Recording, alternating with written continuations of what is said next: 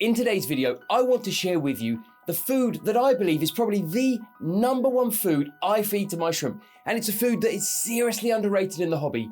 And I'm genuinely astonished more people aren't talking about it and more people aren't feeding it to their shrimp. Hello friends, welcome back to the channel. If you're new here, my name is Richard and I'm the author of the Neocaridina Shrimp Handbook.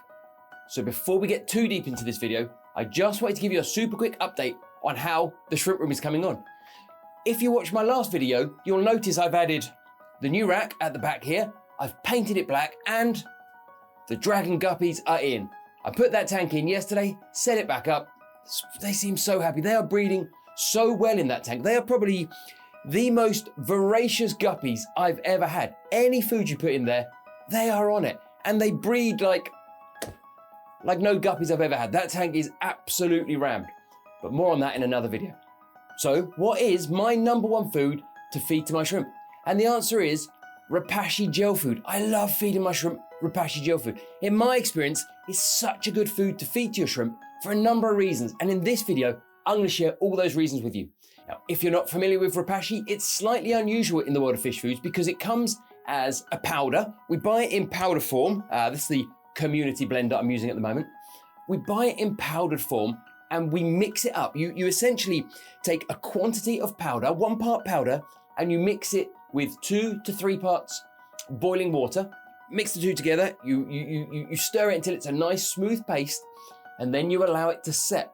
And once it's set, you cut it into small cubes or small pieces, and you add it to each of your tanks.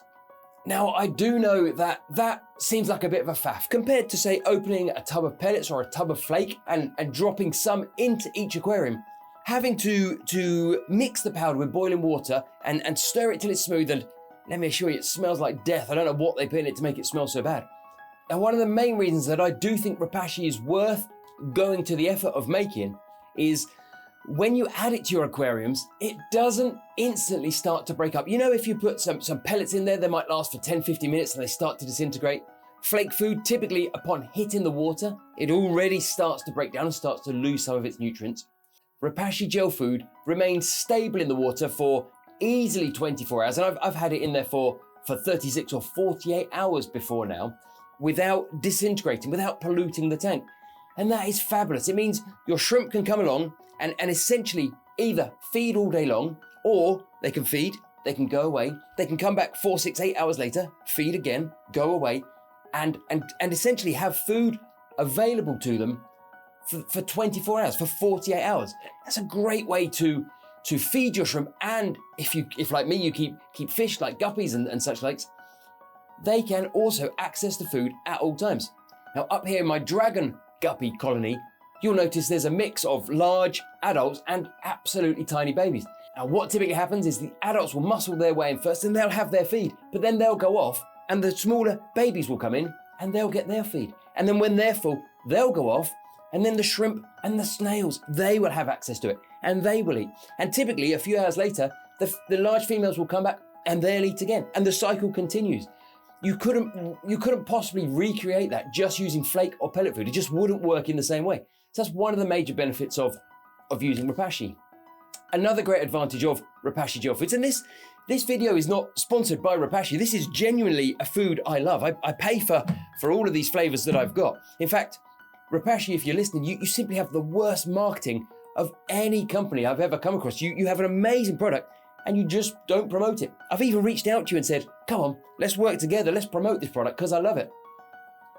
And I don't know, you must have your own strategy, but it's clearly not telling fish and shrimp keepers what a fabulous food this is. So the other benefit of Repashy is it comes in a number of different blends, different flavors. So here I happen to have the community blend, which is a general purpose. I use that for everything. We've got one which is high in algae. So that's great if you've got algae eaters or you've got algae eating plecos and such. That's because plecos love this food. This one's grub pie. This one's high in protein and such like. That is great if you're trying to bulk your fish up, or you're trying to add weight to your fish, or you want your female shrimp to be producing more eggs. You want more protein. You really want to build those females up so they can produce lots of babies. That's why I love using the grub pie mix. You can also blend them. You can put some of this and some of the algae, and you can essentially muck about until you find a blend that works for your tank. It works for your shrimp or your fish.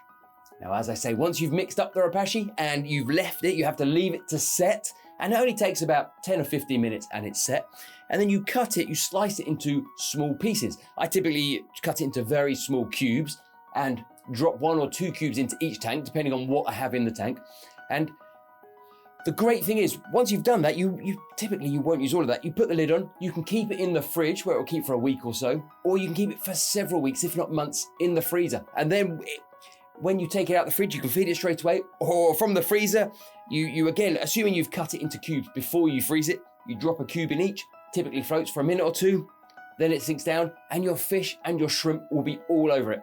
I've not found a single fish so far that doesn't love, this is a lie, I was going to say I've not found a single fish that doesn't love eating rapashi, but the pea puffers won't touch it, to be fair. Apart from the pea puffers, everything I have loves to eat rapashi.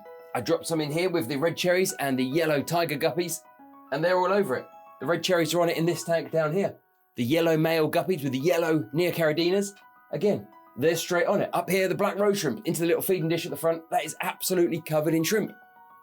Dragon guppies, again, all over it. It really is a fabulous food. Now, yes, there is the argument it's expensive. On face value, when you first look the price up, you might think, oh, it does appear expensive. But when you think that small 3-ounce tub, that 85 gram tub, that will make me so many feeds. That will last me for weeks and weeks, even with all my tanks. If you only had a single tank or 2 of shrimp, that will last you months. It really, in my opinion, that's worth every penny. Now, of course, I don't feed rapashi food every single day. You guys know me, you know I love variety. In fact, in the book, I talk a great deal about all the different foods I feed and how variety is the key to success. But I probably feed rapashi once or twice a week.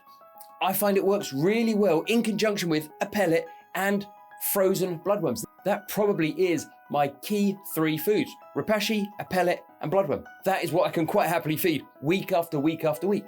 And clearly, my shrimp do well on it.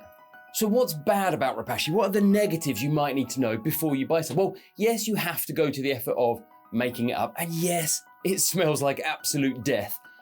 But once you've done those things, that's not major. So it takes a few minutes at most. The other potential negative is as the shrimp do pick at the rapashi, it does tend to disintegrate slightly and fall down into the substrate, which can cause you a problem if you suffer with detritus worms. In a shrimp-only tank, where you don't have fish to pick off the detritus worms, that can cause a problem. But you can get around that by simply using a feeding bowl. Here, with the black roe shrimp, when I built this tank, I built in a feeding dish. As you've seen me in other tanks using glass feeding dishes to circumvent that problem. It's not a major issue at all. The other downside with rapashi is it can be surprisingly difficult to source. It seems to be constantly out of stock. So if you can find someone that does have the community blend in stock, I would definitely advise you to pick some up.